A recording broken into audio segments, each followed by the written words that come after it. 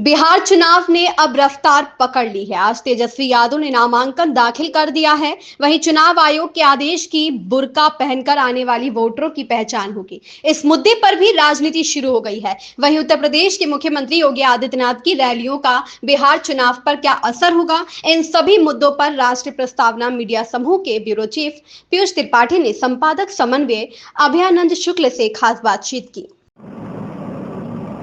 नमस्कार, राष्ट्रीय प्रस्तावना मीडिया ग्रुप के चैनल आरपी न्यूज में आप सबका स्वागत है।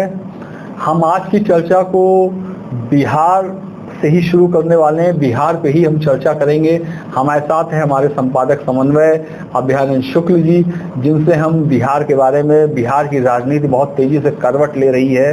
रोज नित्य प्रति नए नए डेवलपमेंट्स हो रहे हैं। आज से वहाँ की चुनावी प्रक्रिया शुरू हो गई है और सबसे बड़ा जो आज डेवलपमेंट हुआ बिहार में, वो तेजस्वी ने राघोपुर से नामांकन कर दिया है। शुक्ला जी, तेजस्वी यादव का नामांकन राघोपुर से हो गया है। इसके बाद अब आप सियासत को किस दिशा में जाते हुए देख रहे हैं?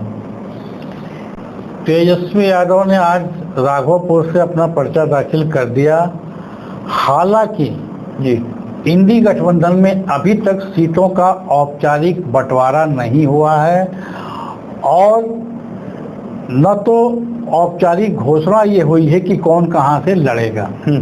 अभी भी वहां पर चल रही है, लेकिन चूंकि तेजस्वी के मामले में कोई दिक्कत नहीं थी, तेजस्वी गठबंधन के बड़े नेता हैं, हो सकता है कि मुख्यमंत्री पद का चेहरा भी घोषित हो जाए, लेकिन अभी औपचारिकता नहीं आई है। और इतना तो ये है कि उनके नेतृत्व में चुनाव लड़ा जाएगा, ये लगभग क्लियर हो गया है जी। लेकिन इंडी गठबंधन में सब कुछ ठीक अभी नहीं है। कांग्रेस और तेजस्वी में रसाकसी चल रही है। तेजस्वी कांग्रेस को 52 से 55 सीटें देने को तैयार हैं, लेकिन कांग्रेस को 60 से ऊपर चाहिए जी। तो यहाँ जानकारी ये मिली है कि कांग्रेस ने भी अपने असर से कुछ प्रत्याशी तय कर लिए हैं। उनकी घोषणा शाम तक हो जानी चाहिए या हो गई होगी जी। इस समय के उस पर तेजस्वी ने भी अपने लोगों को टिकट देना शुरू कर दिया है, लेकिन अभी औपचारिक घोषणा किसी टिकट की नहीं हुई है। बल्कि तेजस्वी जब दिल्ली गए थे राहुल गांधी से मिलने, तो उसके पहले ही लालू प्रसाद यादव ने 4-5 लोगों को टिकट आवंटित कर दिया था। लेकिन तेजस्वी ने पटना लैंड करते ही पहला काम यही किया कि सारे टिकट वापस मंगा लिए और बताया कि बाद में देंगे। तो अभी उहापोह की स्थिति है, किसको दें किसको न दें, कौन कहाँ लड़ेगा, कैसे लड़ेगा। लेकिन तेजस्वी यादव ने अपने पत्ते चल दिए हैं। उन्होंने राघोपुर से पर्चा दाखिल कर दिया है, बिना इस बात की चिंता किए कि प्रशांत किशोर किसी को लड़ाते हैं या नहीं, या खुद लड़ते हैं, या क्या बात है। ये एक बड़ा मैसेज है कि उन्होंने परवाह नहीं किया उसकी घोषणा से पहले ही जो है। खबर यह भी है कि शायद प्रशांत किशोर ने भी वहां से नहीं लड़ने का मन बनाया है, किसी दूसरे को प्रत्याशी घोषित कर दिया है जी। तो कुल मिला के तेजस्वी ने बिना इसकी चिंता किए कि राघोपुर से और कौन लड़ेगा कौन नहीं लड़ेगा, उन्होंने अपना काम कर दिया है। लेकिन पर्चा दाखिले के समय जो सबसे महत्वपूर्ण चीज दिखी जी कि परिवार बट गया। नामांकन में कौन कौन रहा? नामांकन में पिताजी थे उनके लालू प्रसाद यादव, की माता राबड़ी देवी थी और मीसा भारती। अच्छा, लेकिन रोहिणी आचार्य नहीं और तेज प्रताप यादव तो अलग पार्टी पहले से चुनाव लड़ी रहे हैं जी जी। तो 2025 के विधानसभा चुनाव में बिहार में राजद पारिवारिक रूप से बट गई है और इसका असर पड़ेगा, ऐसा मैं मानता हूँ। हाँ बिल्कुल। लेकिन और दूसरी बात यह है कि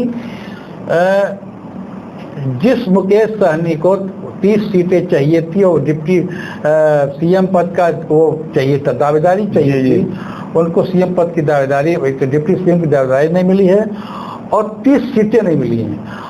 सूचना ये है कि उनको 18 सीटें देने की बात कही जा रही है। अब वो उसको मानेंगे न मानेंगे, गठबंधन क्या होगा कैसे होगा, ये अलग बात है।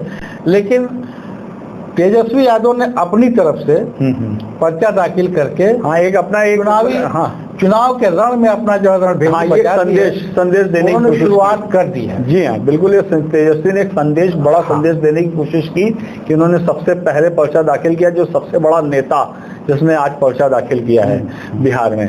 और अब अगर हम अभयरंजन जी बात करें एनडीए की, वहां पे अब सीट बंटवारे को लेकर इधर 2-3 दिन हो गए हैं, 2 दिन जो सब चीजें चल रही थी, तो क्या स्थिति बन रही है?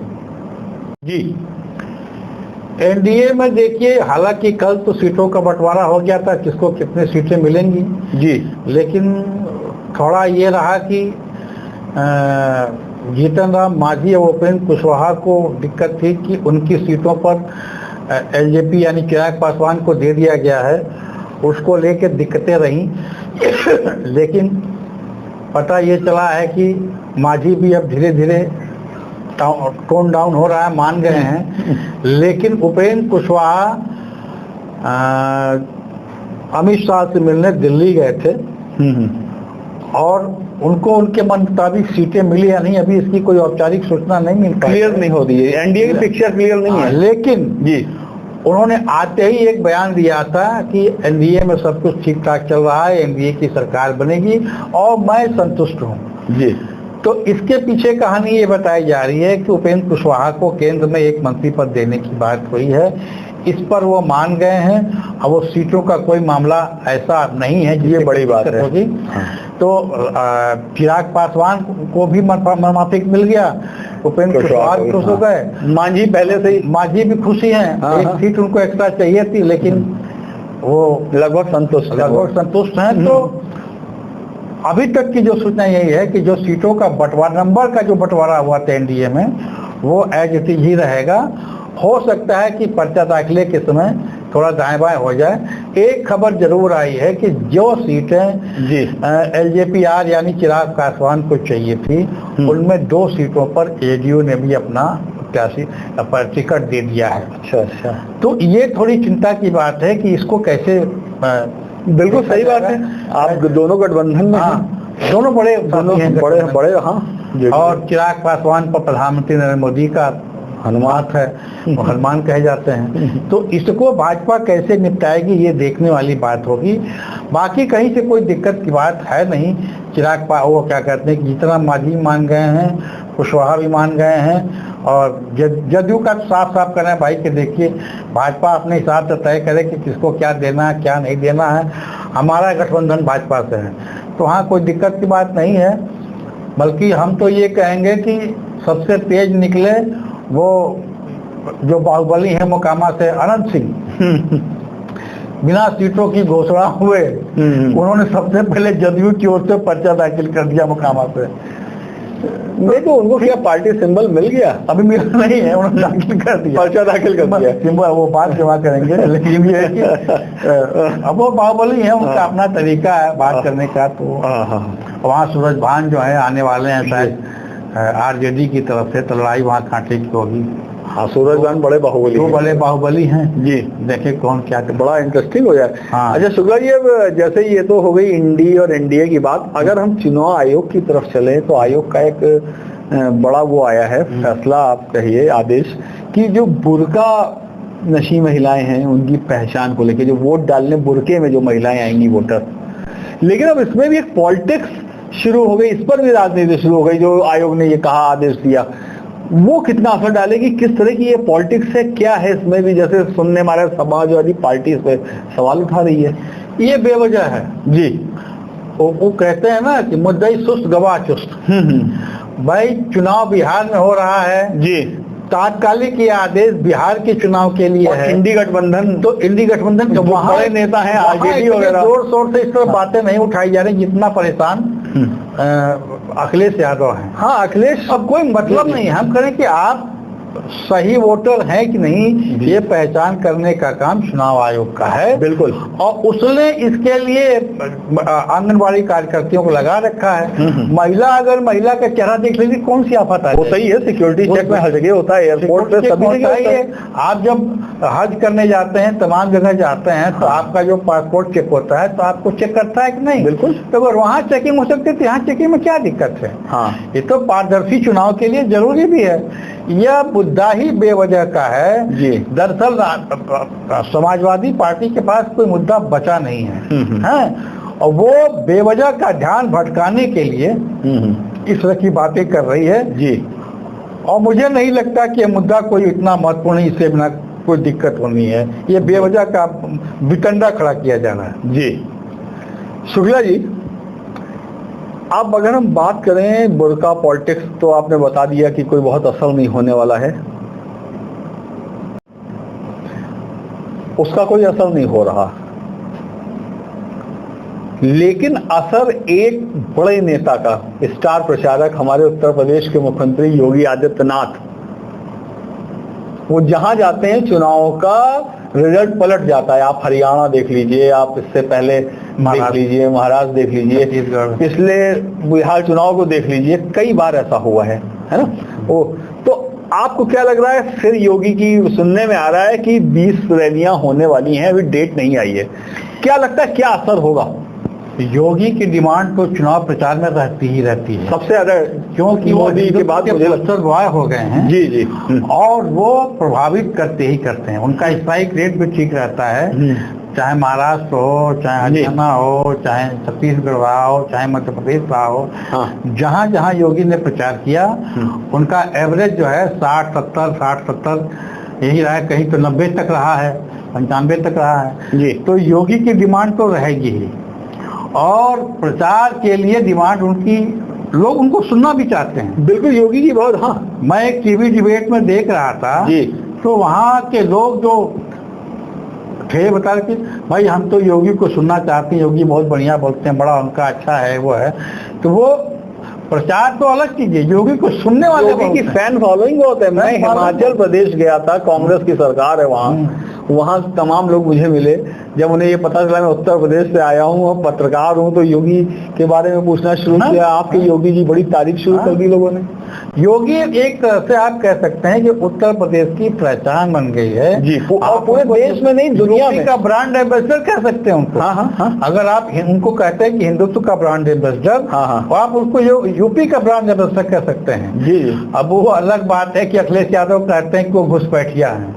अब ये बेसिक पैर की बात है, एक मुख्यमंत्री को संवैधानिक पद पे बैठे हुए जो आदमी न जाने कितने साल से गोरखपुर मठ में रहा है, वहां से किया तो सांसद रहा, सारी चीजें हैं। हाँ। लेकिन खैर उनकी अपनी राजनीति है जी। पता चला है कि 20 अक्टूबर से उनकी जो है चुनावी रैलियां शुरू होंगी जी, और करीब 15-20 के आसपास उनको चुनावी रैलियां करनी है। और योगी का जाना असर तो डालेगा ही। जी। योगी का जो एक सबसे बड़ा वो है कि बटेंगे तो कटेंगे, एक रहेंगे तो सेफ रहेंगे। हाँ, यही नारा जो है पीछे जितने चुनाव हैं, हाँ, उस नारे ने भाई बाई इलेक्शन मिल्कीपुर का जितवा दिया, जो सांसद का जीती हुई सीट थी और अयोध्या के सांसद की। हाँ। और वहाँ का जो जाति समीकरण है वो एकदम भाजपा के पक्ष में नहीं है, लेकिन वहां भी जीत गई। तो बटेंगी कटे ने काम किया है। और जैसे ही एक घोषणा हुई कि योगी को जो है प्रचार करने के लिए बिहार में जाना है, उसके पहले उन्होंने यहीं यूपी में ही बोल दिया कि बटेंगे तो कटेंगे, एक रहेंगे तो सेफ रहेंगे। तो योगी तो असर डालेंगे ही, इसमें दो राय नहीं है। योगी एक स्वीकार्य प्रचारक है और उनको लोग सुनने आते हैं, और वोटर पोलराइजेशन तो करते ही है जी। हाँ, उनके बोलने से वोट पोलराइज होता है भाई। और भी मैंने देखा है कि कुछ सोशल मीडिया पर कुछ मुसलमान भी उनके पक्ष में बोलते हैं। बिल्कुल। और बड़े गर्व के साथ कहते हैं कि मैं फला मुसलमान हूँ और मैं योगी का प्रचारक हूँ। तो ऐसा नहीं है। अब आप देखिए ना, गोरखपुर मठ जो है यहाँ पर है, आसपास मुसलमानों की अच्छी खासी बस्ती है, लेकिन वहाँ कभी दंगा नहीं होता है जी, क्योंकि मठ के लोग, मठ के आसपास के जो मुसलमान हैं उनका व्यवसाय मठ के भरोसे चलता है, मंदिर के भरोसे चलता है। उनको मंदिर से मदद मिलती रहती है, चाहे अनाज हो, चाहे किसी भी तरह का हो। तो ऐसा कुछ नहीं है, एक नैरेटिव बना दिया गया है योगी जो है मुसलमान विरोधी, मुस्लिम विरोधी। हाँ। ऐसा है नहीं, ऐसा है नहीं। हाँ, सबको साथ लेके, सबका साथ लेकर विकास। जो उनका विरोध उनसे है जो भारत के विरोध में बोलते। बिल्कुल, उनके लिए वो साफ स्पष्ट संदेश हो देते हैं। राष्ट्र भक्त मुसलमान को उनसे दिक्कत नहीं है, ना होनी चाहिए। कल हम लोगों के यहाँ चर्चा इससे पहले हो रही थी, रजा साहब आए थे पत्रकार, उन्होंने भी यही बात कही कि अब तो गांव घर में महिलाएं जो मुस्लिमों के बीच में, उन्होंने कहा मैं तो मुस्लिम उससे आता हूं, वहीं रहता हूं, अगल बगल मुस्लिम कम्युनिटी है, माताएं अपने बच्चों को समझा रही हैं गांव की भाषा में कि देखो पढ़ियो लिखियो तो कुछ काम धंधा करियो, और अगर गुंडे बदमाशी करियो तो तुमका पुलिस पकड़ ले जाई। योगी जी की सरकार है तो ठीक से पढ़ो लिखो, कुछ काम धंधा करो कायदे का। तो आप ये देखिए, ये संदेश है मुस्लिम कम्युनिटी के बीच में भी। मौलाना इफ्तिखार एक हैं, बहुत बड़े स्कॉलर हैं जी, मुस्लिम धर्म के, तो उनका कहना है कि भाई अपनी दुर्दशा के लिए मुसलमान ही जिम्मेदार है। उनका ये कहना है कि आप आरोप लगाते हो कि भाजपा मुसलमानों को टिकट नहीं देती। भाई चुनाव लड़ा जाता है जीतने के लिए, बिल्कुल। का कहना है कि भाजपा जितने लोगों को देती है वो जीतते, उतनों को तो आप नहीं जिता पाते हैं। नहीं, आप भाजपा ने अगर किसी को टिकट दिया मुसलमान को, तो आप इसलिए उसको नहीं जिताते हैं कि वो भाजपा का है जी, तो आप अपने पैर पे कुल्हाड़ी खुद मारते हैं। आपने अगर उस भाजपा के प्रत्याशी को जिताया होता तो शायद भाजपा आपके लिए इससे और बेहतर सोचती कि टिकटों की संख्या बढ़ती। तो मौलाना इफ्तिखार कहते हैं कि आप अपनी दुर्दशा के लिए खुद जिम्मेदार हैं। आप जो है उसी नरक में रहना चाहते हैं और उससे आगे न पढ़ना लिखना चाहते हैं, न कुछ करना चाहते हैं, तो अपनी दिक्कत के लिए आप ही। जबकि सरकार काफी कुछ कर रही है, मदरसों के माध्यम से वो सोच रही है कि इनको कंप्यूटर भी सिखाएं, हम इनको अंग्रेजी भी सिखाएं, हम इनको विज्ञान भी पढ़ाएं, जिसकी जरूरत है कॉम्पिटिटिव वर्ल्ड में। सारी योजनाओं का लाभ मुसलमानों को भी मिल रहा है, राशन मिल रहा है, सारी चीजें मिल रही हैं। तो लेकिन ठीक है, उनका माइंडसेट एक बना हुआ है, विपक्ष उनको बरगला रहा है, तो उनका अपना है। लेकिन मुझे लगता है ये तस्वीर बदलेगी और अब आगे बिहार चुनाव धीरे धीरे और तेजी से रफ्तार पकड़ रहा है। नामांकन बड़े नेताओं के शुरू हो गए हैं और लगभग सीटें भी सभी दलों की फाइनल हो जाएंगी। अभी मैं कुछ देर पहले कांग्रेस के प्रदेश अध्यक्ष जो बिहार के हैं उनको सुन रहा था, उन्होंने यही कहा कि हमारी भी लगभग बातचीत हो गई है। नहीं, लेकिन तुलनात्मक दृष्टि से मैं ये कह सकता हूँ जी कि एनडीए में जितनी क्लियरिटी आ गई है, हाँ अभी उतनी क्लियरिटी नहीं आई है, गठबंधन नहीं है। हाँ इस मामले में एनडीए आगे है जी। एनडीए की काफी चीजें स्पष्ट, कुछ एक दिक्कतों को मुझे लगता है वो दिक्कतें उनकी खत्म हो जाएंगी और धीरे धीरे जैसे जैसे चूंकि पहला फेज फिर सेकंड फेज धीरे धीरे चीजें आने जा रही हैं। इंडी में तो अभी यही तय नहीं कि मुकेश सहनी गठबंधन में रहेंगे कि नहीं, तो 18 मानेंगे कि नहीं। जी कांग्रेस का जो अब तक का रवैया है वो बड़ा खतरनाक है। भाई तेजस्वी यादव दिल्ली जाते हैं मिलने राहुल को टाइम नहीं देते हैं। तो ये चीजें अनायास नहीं होती हैं। राजनीति में कुछ भी अनायास नहीं होता, बिल्कुल नहीं होता। वो सब कोई बयान भी बहुत सोच समझ कर दिया जाता है, फोटो भी सोच समझ के खिंचवाई जाती है। खड़गे मिल रहे हैं न राहुल मिल रहे हैं, तो इससे दिक्कत होती है। पॉलिटिक्स में एक फोटो भी आती है अगर दो नेताओं की तो बहुत सोच समझ के आती है। तो इंडी की पिक्चर भी बहुत क्लियर नहीं है, हो सकता है शाम तक या रात तक क्लियर हो जाए। देखिए तो इस तरीके से सबकी नजर, जो पूरे सारे पॉलिटिकल पंडित हैं देश के, राजनीतिक विश्लेषक हैं, पत्रकार हैं और जो राजनीति में इंटरेस्ट रखने वाले, रुचि रखने वाले लोग हैं, सबकी नज़र सब बिहार पे है। अगले अंक में हम फिर चर्चा को आगे बढ़ाएंगे और तब तक जो भी नए समीकरण बनेंगे उस पर हम फिर से चर्चा के लिए बैठेंगे। तब तक आप सबका बहुत बहुत धन्यवाद।